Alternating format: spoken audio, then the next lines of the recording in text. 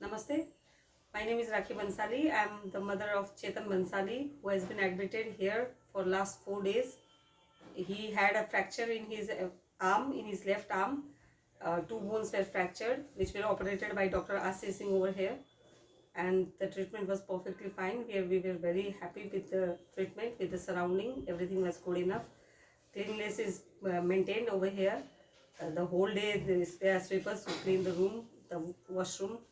The environment is fresh and everything was good. The only advice I would like to give is the food they gave to the patients was cold actually. The temperature was quite cold, so that should be, I think, maintained. The temperature, if it is good, it will be easy for the patients to have it.